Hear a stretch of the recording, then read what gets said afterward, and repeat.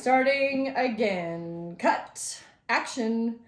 Hey guys, and welcome back to the Perfectly Unfinished Conversation podcast. You've got Coach Joe and Coach Kim here, and we are on episode 16, which is the new year. Same badass you. Say no to extreme and yes to routine in 2025.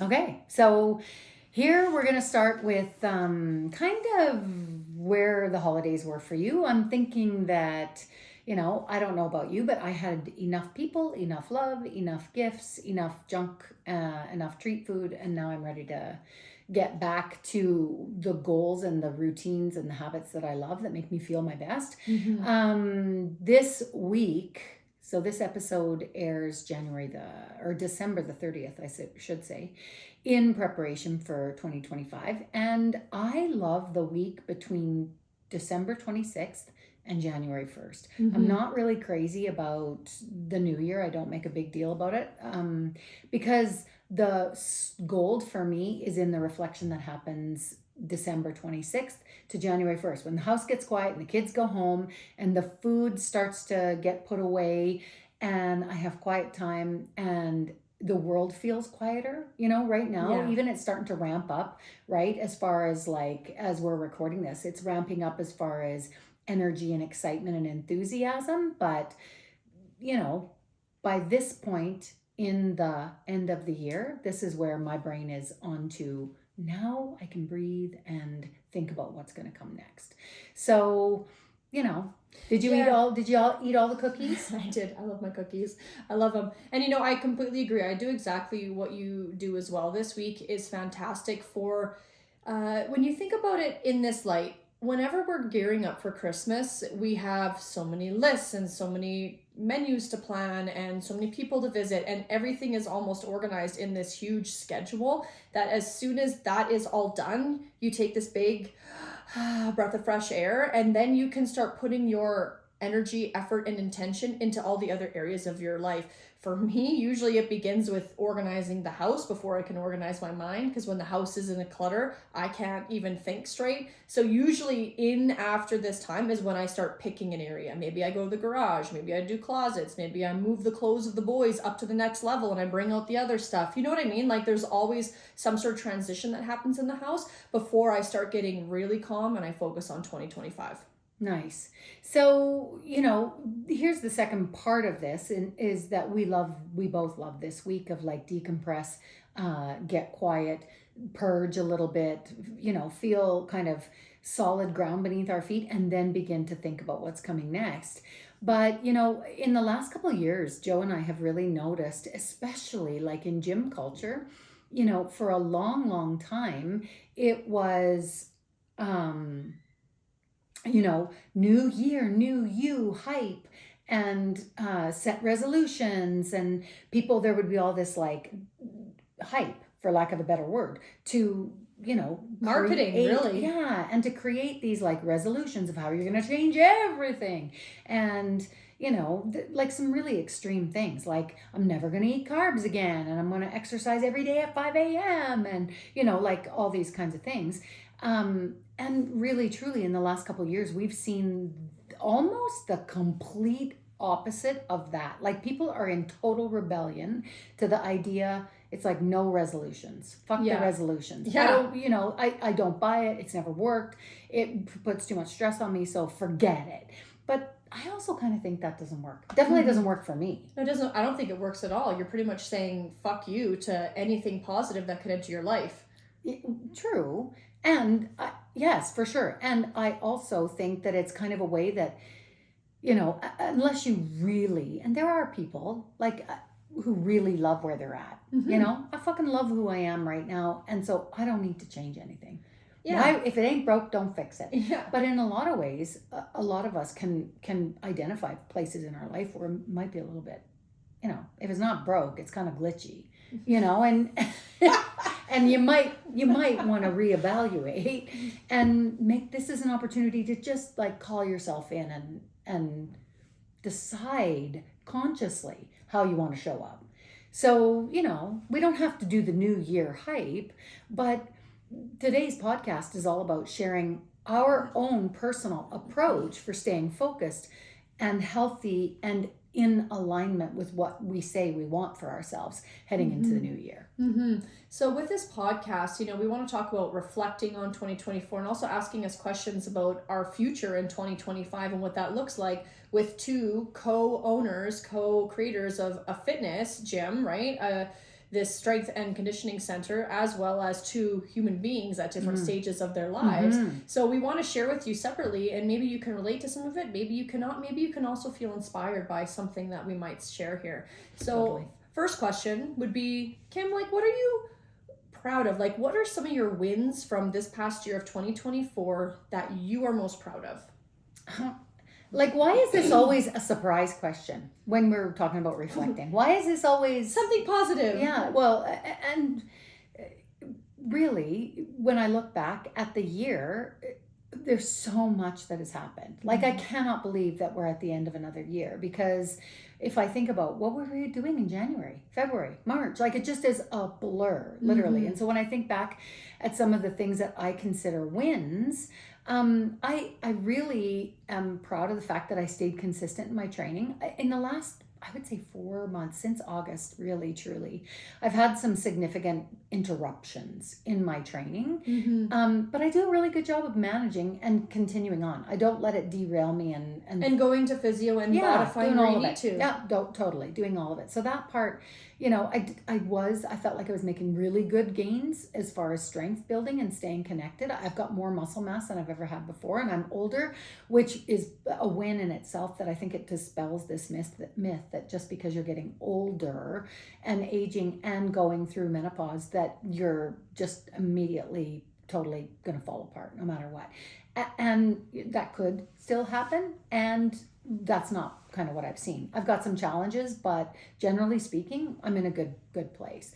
So that's a win. But my wins probably have to do more with my own relationships, personal relationships, especially with my kids, and my own, like, if I just bring it into myself, because you can't talk for other people, you can only ever speak for yourself. It would be my own emotional management. Yeah. Like, just where I feel like I'm in a really good headspace as far as dealing with stress and moving through this kind of like being my own worst critic. I'm doing a lot better with lightening the fuck up and kind of being kinder to myself, while actually still holding myself to a standard that I want to show up as. So that's kind of basically, I guess. I love all that. What about you? Because that's so true. I've been here on your roller coaster. I was hoping you'd say your third win, and I think that's like your number one. What's that? With kids or with emotional management? Yeah, all of that. I think it's just been a big year. But for me, I could say, what are my wins from 2024 that I'm most proud of? Well, I would say that I'm evolving. My life is evolving into a stage where it is like a sport mom, where I'm traveling to and from, and I'm going to all these different places. And there's high commitments for that, where you have to travel. Headed into this fall, I knew I had major commitments I had to hold myself to. But I think what I'm really most proud about that is how I balance it all out on the other end of things.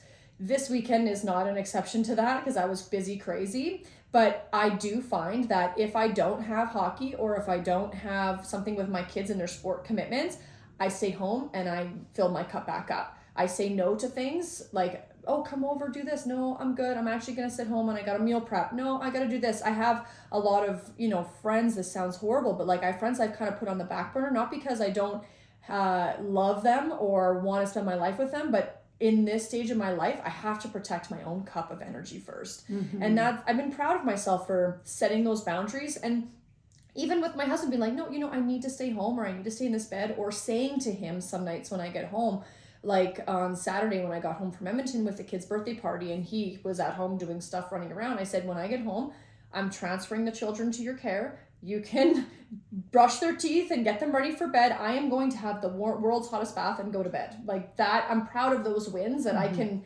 not feel I have to do it all myself. Because let me fucking tell you, I can do everything myself. I don't need help. I don't like to ask for help. Yeah, Kim knows this. Yeah, you don't. She does not like to ask for help at all. I've been asking for more help lately, and I think that's good. And even with Christmas, I was supposed to host 2 Christmases, and then I was able to give a Christmas. My sister-in-law, Rochelle, is going to take one of the Christmases. And that to me felt really good that I was like, you know what? That'd be really great if you could do that. Whereas I'd be like, oh, no, I got it. You know what I mean? So I'm just happy that I'm giving myself these boundaries for my cup. Yeah. Another positive thing would be that, and again, my stuff's all kind of going down in the less increase of my nervous system, right? I'm just trying to like tone it back a bit. Is no, I just lost my train of thought. Cut that out, Alex.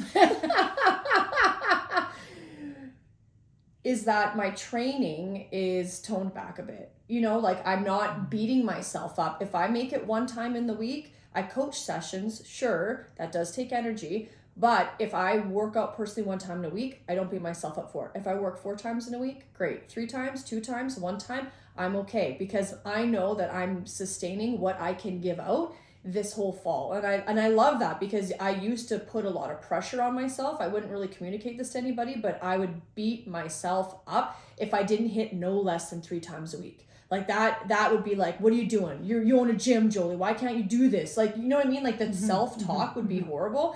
And I've really worked hard to let go of that negative asshole coach in my head where I can just if this one is this time, this one session, great. I worked out this one session. Next week, it doesn't matter. I'm still going to show up and whatever that looks like, the habit's ingrained. Absolutely. So Joe and I, we both have talked about this before where we feel really fortunate that the habits are so solid for us. The habit that I walk, the habit that I train, the habit that I plan my food, that I prep my food, the habit that I value these things over all other things.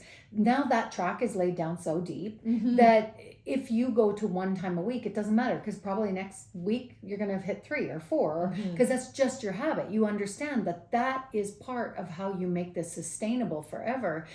Because what happens is otherwise is if you hit 1 time, 2 times in a week and you've only got 2 workouts in 10 days, you just go, oh, what the fuck? I shouldn't even be paying for this. I'm such a failure and a loser and I'm going to lose all my gains and it's pointless and I should just give up now. And that's what she's talking about, that asshole defeating coach in your brain. You have to understand that this is just how we show up, and when we show up when we can, and we show up hard when we feel like it, and when we need a break we take a break, and this is life. This is how you do it for life, right? So what is one thing that you feel like you didn't crush in 2024, and how are you reframing for 2025? Do you got anything there? I do. So I think what I didn't do well this year was I didn't manage. So it's almost like half of this year I didn't do good, but I kind of did good the latter half. But I didn't manage my own cup. I felt I hit burnout. So come March of this year, after the hockey seasons were done and whatever else, the gym stuff, like this whole big season, the 2 rushes of September and January in our gym. And I just was burnt out. And I have found statistically every March, I'm sick. Like I'm laid out with something. It takes a long time to recover, 2-3 weeks. I have found that has happened. And usually in September, I get pretty sick like once or twice, like leading into December. And I made it a vow that I wasn't going to let that happen to me as I start a new season. I had to find, that stuff. So I didn't crush my balance of self-care at all in the last spring. I think this is really valuable also to kind of talk about is this is why we advocate for tracking yourself. Period. Like tracking your cycles, your moods, what season you feel That's something I crushed really well. I tracked my cycle the last couple of years. Yeah, I thought it was awesome. Yeah. Well, it provides such good insight. And here's you telling me about how in September you crashed and in March you crashed and it was through the busiest times of the year. And this is why it's important to track, is because if you're not paying attention, you spend a lot of time going, well, what the fuck's my problem? Whereas now, going forward in the future, because these are your hockey mom years, you're going to start to prepare for September, prepare for March, and also give yourself some grace in those months, right? Yeah. And so tracking is one of the things that I think everybody should kind of Like whether you make notes in a calendar or whether you get like a flow app or whether you get a, something where you can go, here are the highs, here are the lows, here's when I'm sick, here's when I feel like a badass, here's, that's just such great education. It is great education. So like how am I going to reframe that moving into 2025 is just like you said, I'm going to know exactly the times and plan ahead for it. Mm-hmm. That's how I'm going to reframe it. And also perspective shift that, oh my gosh, I have to be here. Oh my gosh, I have to be there. Oh my gosh, I have to do this. I have to go here. I got to drive there. Or how about I get to do this and I get to sit in the car and Mason or Duke or I, we get to have all that uninterrupted quality time together, driving to and from. We can have deep conversations. I feel like Mason and I have gotten really close because he's at a stage now mentally where we can have these conversations and he's understanding like when he's hurt and I can explain situations when I was hurt. Oh, that really happened to you? Like we're starting to have this really cool bonding car rides. I fucking love it. Good. I'm so glad. I can tell you love it. Yeah. That's reframing. For some people, it's like, and it's not, we've talked about this before, toxic positivity, right? Like it's not that. Reframing is the ability to take your power back and go, you know what? I'm not a victim to my fucking life. My schedule. Or my schedule. I chose this. And so if I chose this and I know that there's short-term sacrifice involved, then how am I going to maximize it, make it the best thing for everybody involved? Because otherwise what you end up with, you could be that kind of mom who's like, oh yeah, my kid's got to be in sports, but I hate every fucking second of it and I'm going to make sure everybody knows. Yeah. Or your kids for that matter, right? Yeah. Punish the kids, with your mood and your, drama and there's times we're rushing and I'm like, gotta get in the car.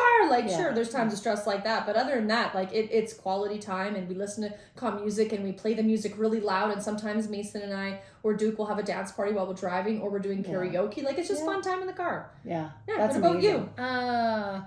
What didn't I crush last year? You know what? I think generally I've done really, really well.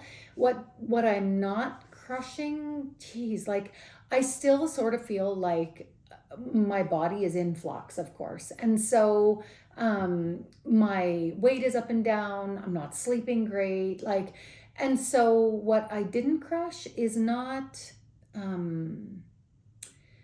I'm learning how to be a little bit more compassionate with myself during this. Like I said the other day, and I don't know if this relates or not, but do you know, 10 years ago when I started, 8 years ago when I started actually coaching or when, in the gym regularly, I could, quote unquote, get away with so much shit. You know what I mean? I just had your metabolism burn so hot and your body's in such a great physical state that I didn't care what I drank. And not that I was overdoing it, but I could just, the boundaries were just so much farther out there. Yeah. Where right now at this point in my life, the boundaries are in a little closer. You know what I mean? I can't get away with the same things. My weight will go up and down 4 pounds every day. Easy. High, low, high, mid, down, low, high, mid. But you fluctuate 5 pounds a day in water weight anyways. Yes. Yeah, I know. But so what I didn't crush is still, I guess, maybe the same kinds of thoughts that I know lots of women deal with, which is I should only ever be 164 pounds, period, end of story. What the fuck is wrong with me? I'm all of a sudden I'm 170 and then I'm, you know what I mean? And so that what we call food noise and diet bullshit. Rabbit hole that just goes down your thinking. Man, and we are you. If you don't deal with this ever, God bless your heart. I friggin' love it. I wish I was like that, but I'm not. My brain is really busy. I judge myself pretty harshly. I can be my own worst critic. It's getting better, but that's something I didn't crush. I'm trying to get there and now it's even, my skin and I've talked about this before too, where I'm aging and I'm changing and I see it and I feel it and it's just the next level of life. And you're still a fox. Yeah, oh fuck. You're still a foxy bitch. Oh, there's not much that feels foxy right now, but I love that you are so kind. So what's one specific goal then that you're setting for 2025 that excites you? As we move ahead here, end of the month, what's exciting you about the next year? Well, I love just the opportunity to stay focused. Like, I honestly, I don't have a dead diehard goal set right now as far as like I'm gonna do this thing or I'm gonna take this certification.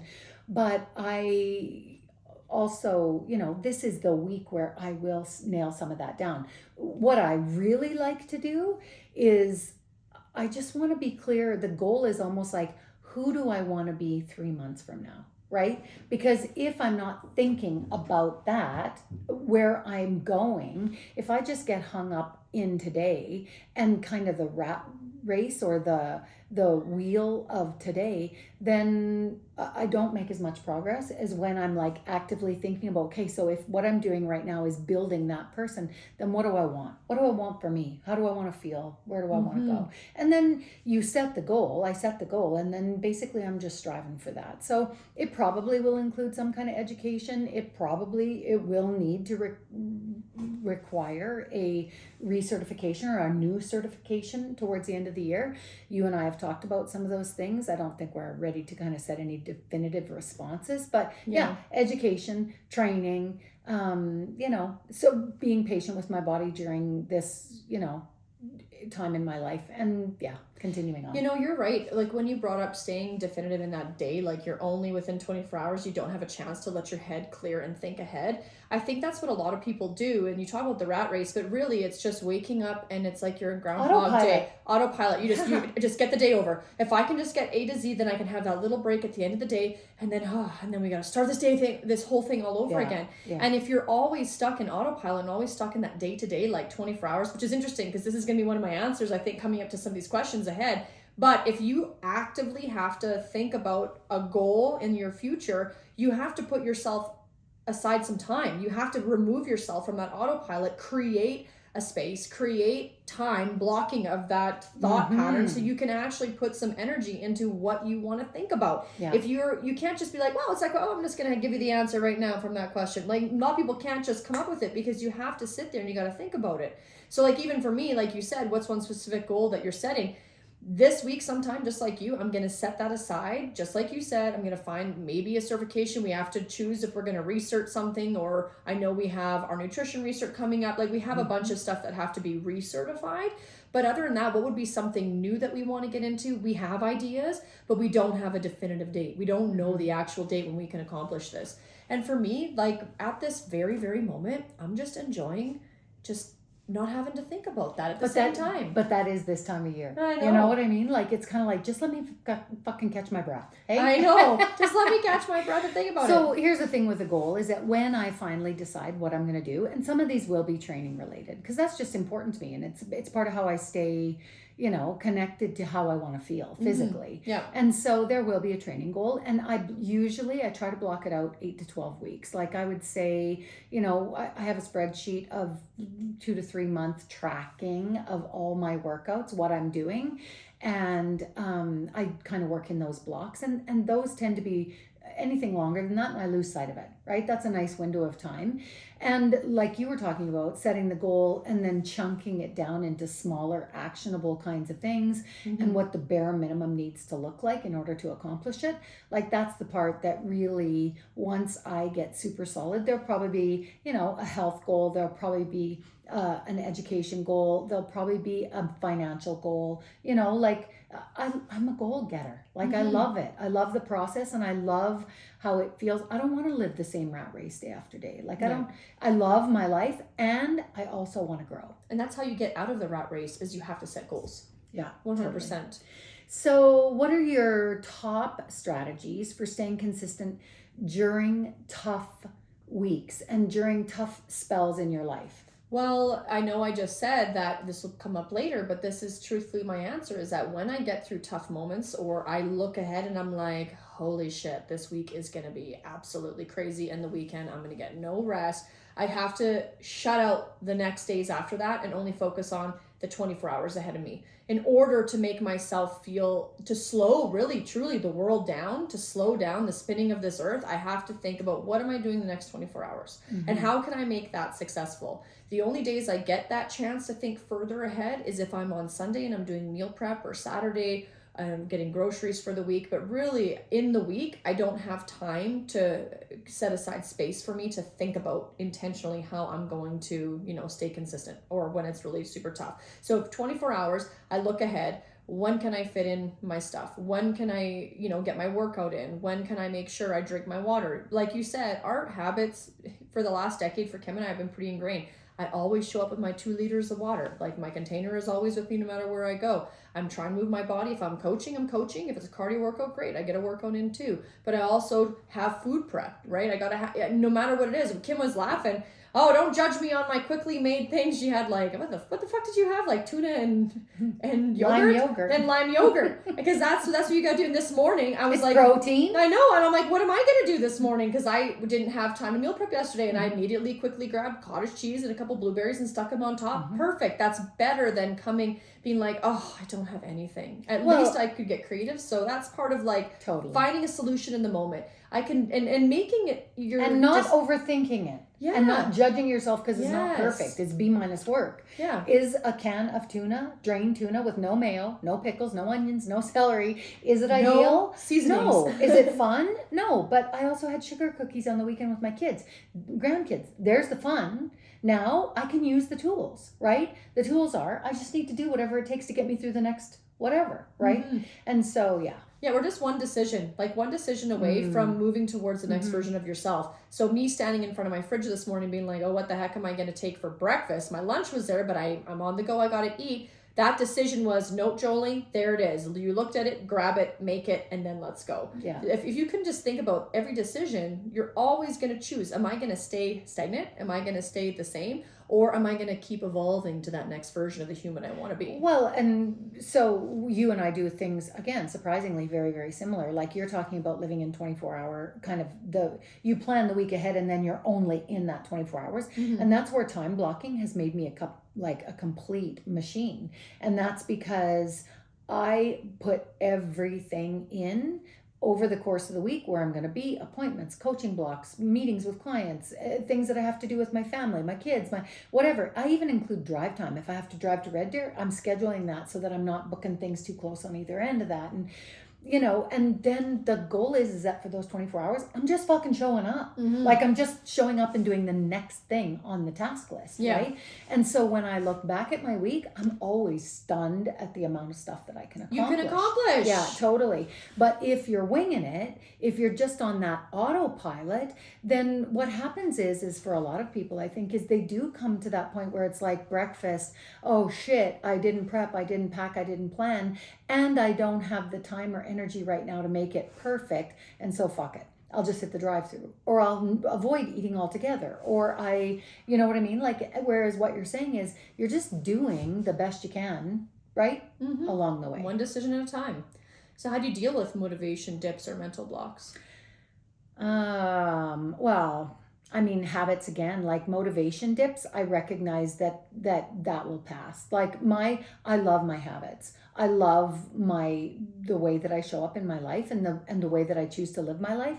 And so if I'm not feeling particularly motivated, I'm going to trust that my body, for whatever reason, is not motivated and that I can honor that today. Or B, I am going to recognize that my brain can say whatever it wants and I'm just going to go ahead and do all the things that I know will make me feel better, and that will pass. Quite often when I'm feeling unmotivated, even the act of following through despite how I feel recalibrates it's hormones, it's chemistry, it's it's endorphins, it's all those things, and by the time I'm done what I have been kind of procrastinating doing, I feel so much better already. And as far as mental blocks, like again, self-awareness is huge. I've done so many things to take care of my mental health. And then this year again, the gift to myself is going to be some more therapy, and the therapy, it makes it sound like I've got these big, huge issues going on. But I think that is the sneaky thing about therapy is that, you can say, oh, no, I'm good. I'm totally fucking good. Look at me slay it. And then go to therapy and realize very quickly that you can get some benefit out of it, even though you didn't think you needed do the work, right? Exactly. And so this is just another gift at this stage of my life when I'm processing all these things.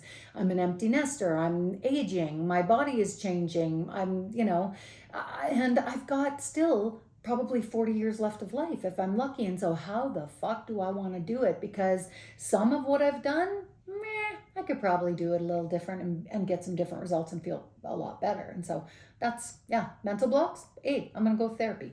I love that. I love that a lot. Because you're so right. How many people don't realize they're dealing with shit or they've been stuffing it down until they go to therapy and it actually comes out of their body? Yeah. And they vocalize it. Totally. What about you? So motivation dips. What would I say? How do I get over those? How do I deal with them? Well, I definitely allow myself to cry if I need to. And that's hard. It's been hard. Because I would say I'm not really a crier, and I never really have been, but I've been allowing myself. I was waiting. What is magic? Because I'm like you. I'm not really a crier either. I'm like, I do cry, and I can cry over stupid things. And my family would say I'm a total crier because I'm like a melancholy crier. But I don't cry at the times I think I should be crying. That's right. I'm like, suck it up, bitch. I know. So I definitely cry, but I also think like movement in any capacity, doesn't matter what it is, workout, walk, dance party with the boys. Like if I move my body, that definitely helps break my mental state, and it also helps create that action I need. If I get a little movement, I help purge my brain of all the negativity.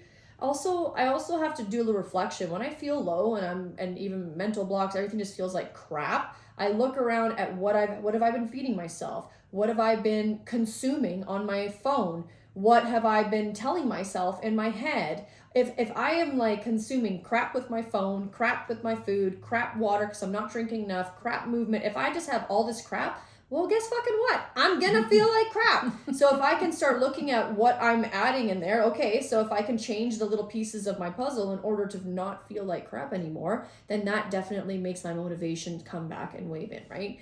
And with mental blocks, I would say for me, this is going to sound stupid and probably very simple, but if I don't get enough sleep, I'm not smart. If I don't drink enough water, I can't fucking think about anything. But if I get lots of sleep and I make sure I stay hydrated, my brain is like a monster A1 apple chip. Like I can compute and process super fast. Yeah, you can. But I have to make sure I'm doing the basics. And that's just it. Is it crap or is it good? Yeah. Anyways, so what's one thing women should focus on this New Year? Kim, what would you think to make them feel strong, centered? Yeah. Maybe a little sexy. Maybe a little sexy. So it's funny because Joe and I, when we were talking about this question before we got on to record the podcast, she was like, I give 0 fucks about being sexy. It's just not on my list. I'm not even going to say that. That's dumb. Why would anybody want to feel sexy? And I'm going to say, I like feeling sexy. And I don't necessarily mean out to the world, but I like feeling sexy in my skin. I like feeling sexy in my life, in my relationship. And so that is important to me. And the older I get, I'm running out of time. And maybe that's to be a sex pot? Yeah, I feel like, I think I've said this before. I sometimes regret, if I have any regrets, some of them are deeper and harder. A couple of them are deeper and harder. I don't have many, but one of them is that I didn't start this process earlier. I started my own health and fitness journey at 42, and it's been great, but imagine what I could have done if I had always valued it, or if I had started at 32, or if I had been an athlete since 22. And so starting at 42, and don't get me wrong, you shake your head because I know you want to tell me, oh, come on, like, look at what you've done and look at You're exactly where you are meant to be on time right now. Yes, totally. And I so have loved the way that I feel in my body, being strong and mobile and feeling competent in the gym and, sliding into whatever I want as far as clothes. My body has been such a pleasure to be in for the last decade that now that I'm having a few challenges physically, I'm like, damn, and same with my skin. Like I feel so good. And then somebody, not that, it's just being alive and being a sexual human being. You know what I mean? And so then I'm like, I feel so good in my skin. And yet everybody around you goes, oh yeah, she's not bad for an old broad. Yeah. Oh, fuck. mom is always like, God, if I wish I looked like Kim when I was 54. My mom's like, God damn, Kim is like, she's such a pretty good looking lady. Well, but so anyways, that's really, I share that, not because I'm looking for reassurance, but because these are the things that honestly that I have got to, that I want to work on. And you know, somebody out there would be like, oh, well, let's analyze that, you know, because that's why you need to do therapy. Well, what's one thing you tell women then if they want to feel strong? Well, strong, sexy, centered in the new year in 2025, it would be build fucking muscles. Get strong. Yeah, like get strong.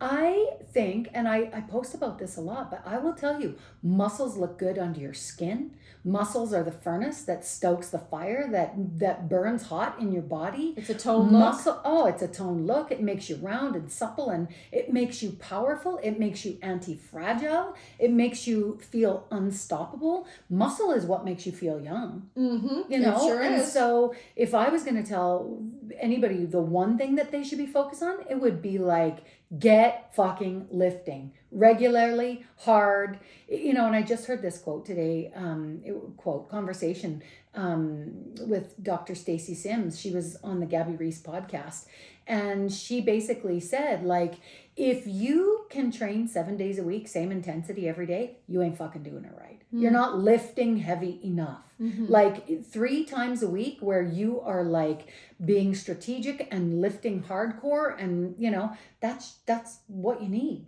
you know. And so that's muscle mass. 100%. Muscle mass. That's a good answer. What's one thing I would say to make people feel, you know, strong? I'm going to take out sexy and I'm going to put in centered. I would say that probably the number one thing I would say to people is that it doesn't fucking matter what anyone else thinks. Like the comparison against other people around us, what I should look like at this age, why I don't fit in that body type, and why don't I look like this person on Instagram? Like, what could you look like as your DNA and your bone structure and who you are and how you can live in your divine right as a fucking amazing feminine female energy. Yeah. Because everything else, it doesn't fucking matter. It does not matter. All the noise you are consuming and putting in your head, it doesn't matter. But what matters is how you fucking feel in your body. And that's going to make you feel strong in your brain, and it's going to make you feel centered to your goals, because now you've just shut out the number one reason why people don't continue in many journeys or in many fitness journeys, mindset journeys, is because they compare, or they think this person's moving faster than what they should be moving. Like, it's this whole noise about everybody else around them when it has to come back to you. Yeah, totally. Damn, that was good, Joe. That was great. So I want to say, so okay. Who do you want to be 3 months from now? Oh, okay. So yeah, like this is back to kind of midway through this conversation where I was talking about that's how I kind of chart my course forward. 3 months from now, I don't want to be somebody who is still like, nothing pisses me off worse than when I go back through my journals or, you know, review kind of the last year or even 2 years or 5 years. And I can see common themes of things that I was struggling with then that I'm still struggling with, or wasting time and energy or thoughts, you know, like, so 3 months from now, who do I want to be? I still want to be at least as strong, you know, if not stronger, if not more powerful, if not more mobile. I want to be somebody who does a better job at listening and being present with people. I want to be, you know, I want to be magnetic. I want to be, I want to be magnetic. I want to be my words. Joe and we did with our staff a few weeks ago. We did an exercise where we asked our team to come up with 3 words that would guide the end of this year. So October, November, December. And the words they could pick were from a positive word list, you know, something that would keep them focused, that they would base their decisions around. Those were the words I chose: magnetic, masterful, and steadfast. And I talked about steadfast on a different, and I really feel like those words are like anchors for me right now. Like they're consistent. That's how, maybe they'll be my words for this next year. No, why not? So what about you? Well, Who do you want to be 3 months from now? In 3 months, it'll be March, and I don't want to be fucking sick. Mm. I want to be the person who had started planning in September for an entire season of school and a season of work and 2 busiest seasons for the fitness industry, and come out of that into spring completely fine. That's what I'm taking care of my own health and my own energy that way. So that's what I want to be in 3 months. Nice. But my words that we did at our staff meeting, I want to be aligned to my goals. So I have to live in a way now so that in March I'm not going to get sick, right? I have to live that way in order to reach that goal when I hit March, as well as connected. I want to be more connected to my kids. I want to be more connected to my husband and to the people around me, to our membership base, to family and friends. And I know I just said, like, I've been saying no and setting more boundaries, but it doesn't mean I still can't connect with people. And I feel like at the gym, we do a great job of connecting with everybody who comes in. And also I feel you and I are always connected. Like, we know exactly what's going on in each other's lives, down to the fucking bone marrow. Yeah. And lastly, my last word is heart reaching. So connected, but instead of just being connected on the surface level, I want to have my hand in people's hearts, and I want to hold space for them, for whatever that looks like for them. And you do such a good job of that already. What I love about this conversation, again, is that, you know, we are both the same and we're so different. And I really want to take this opportunity to point out that anything you want is valid just because you want it. And so for me, even though, you know, a listener might not get my desire to want to feel sexy at 54, when many other people would be like, yeah, just fucking coast. This is the time when you're going to be soft and you're going to not have any energy and you're going to not want to work out and you're supposed to be sore and you're supposed to get tired and you're supposed, I don't want it. Thanks. Yeah. And so the reminder is that whatever you want is valid just because it's calling to you, just because you want it. And I totally believe that you can have what you want if you get clear about what you want and what you're prepared to do to get it and what you're not prepared to do to get it, because sometimes that's a shit that doesn't align, right? And then you set a fucking plan to go get it. Yeah. You know, and I think if there's anything that pushes you into 2025, you know, let it be that what you want is valid and you can get it if you're willing to set the plan and follow the plan and do the work and do a course correct on the way and make it like this eternal, like, I just keep like re-navigating and going in the direction I want to go. And whether it's heart-reaching and connected and aligned, or magnetic, masterful, steadfast, or, you know, whatever that is. Yeah, something completely different. I think this is, like we said, is the perfect time of year for you to sit down, get some space, and put yourself in an environment where you can be clear-headed, right? Away from the noise, away from a nagging cat, I don't know. Just put yourself in a place where you can think clear-headed on these visions, these goals of what you want to have for yourself moving forward. Because if you don't create the space, you won't have the brain capacity to think that far ahead. And it's good to have goals, and it's important to have goals. Well, and I think also, you know, I know this is getting a bit long, so I'm going to try and wrap up my thoughts. But as a female who has raised 4 kids and now has grandkids, and my life has always included someone else, it's very easy for me to not be able to think about what I want because I've always been considering other people. Well, what does my husband want? What do my kids want? What makes me a good mom? What makes me a good wife? Instead of just like, this is my one life. Mm-hmm. This is the one life I get this time around. What do I want for me? And the biggest challenge, I think, is shutting off what other people are thinking or might say or might offer up, or if they will judge the way that I want to do it, you know what, or the way you want to do it. And I think part of this getting clear this time of year, getting clear, getting quiet, shutting out everything else around you, is so that you can hear your own heart. It is. Well, guys, thanks so much for listening. Here's to another year of, you know, gains, laughs, and smashing that bullshit diet mentality that keeps us all frustrated, stuck, and repeating patterns of behavior that sabotage our body and our health goals. So 2025,